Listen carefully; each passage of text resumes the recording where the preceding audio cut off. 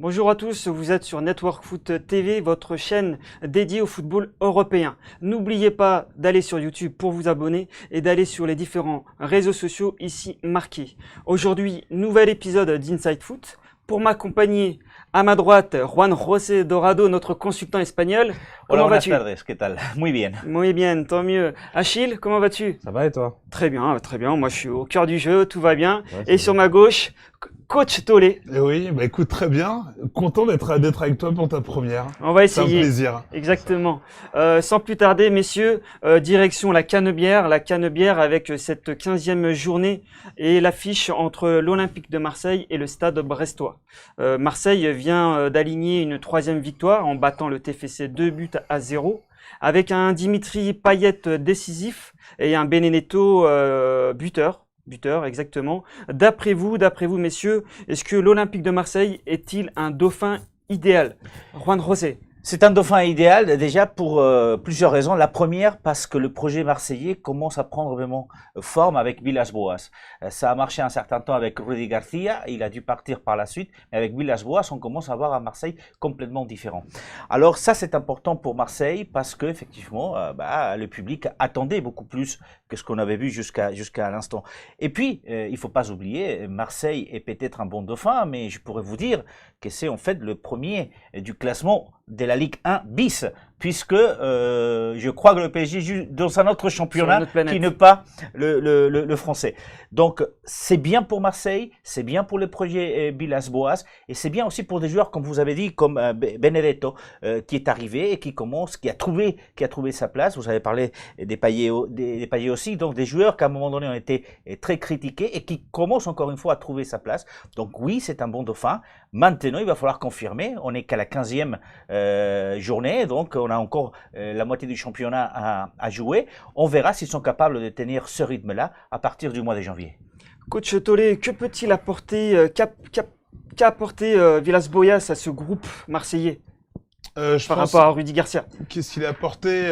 Écoute, je suis pas dans le vestiaire, mais d'un point de vue extérieur de ce que l'on peut voir, je pense déjà de la confiance. Ça, c'est extrêmement important.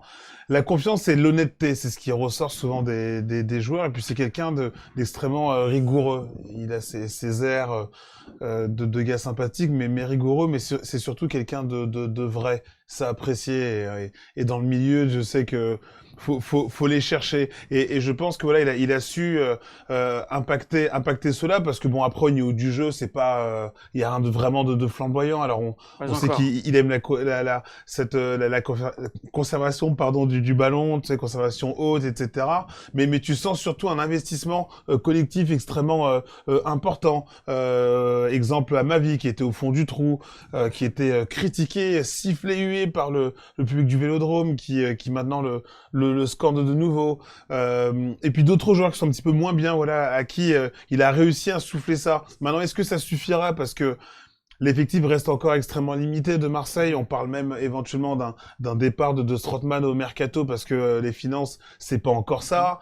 Thauvin reviendra en février, mais est-ce que ça sera suffisant pour retrouver le Thauvin qu'on a connu les années précédentes? Il y a quand même pas mal de points d'interrogation. Maintenant, c'est surtout bien pour la Ligue 1 d'avoir l'Olympique de Marseille En tête d'affiche. En tête d'affiche. Parce qu'après, encore au niveau du jeu, etc., faut encore attendre. Le championnat est tellement serré, même si ça commence à se détacher.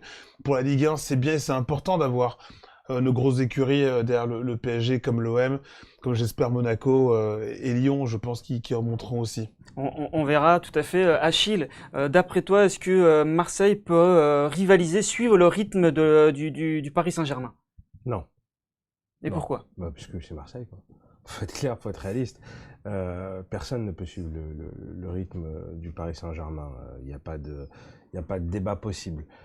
Cependant, là où Marseille, dauphin de la Ligue 1, oui, c'est bien, mais ça montre à quel point la Ligue 1 est faible.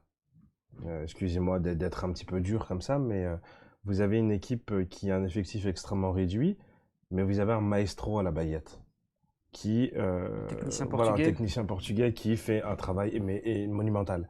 C'est-à-dire qu'il a une parfaite connaissance de la Ligue 1, de ses composantes et autres. Alors, il a été critiqué dès le départ, quand il a volontairement dit, avant le début du Classico, oui, Paris, on compte pas, mais il a raison. En soi, il a raison. Dans le fond, il a raison. C'est la meilleure chose, effectivement, qui est possible. Et quand on voit la gestion qu'il a de ce club-là, elle est tout simplement parfaite. Le coach Tollet parlait effectivement éventuellement du départ de Strootman. Mais c'est sous condition qu'un joueur arrive avant son départ. Oui. Donc, il y a un mécanisme. Marseille reprend un cours classique et normal, un fonctionnement normal, ce qui a bien fait défaut pendant un certain nombre d'années. Je pense que oui, sur le long terme, Marseille peut avoir l'ambition de pouvoir jouer les deux places restantes européennes. Très bien. Bon, messieurs, l'avenir nous le dira.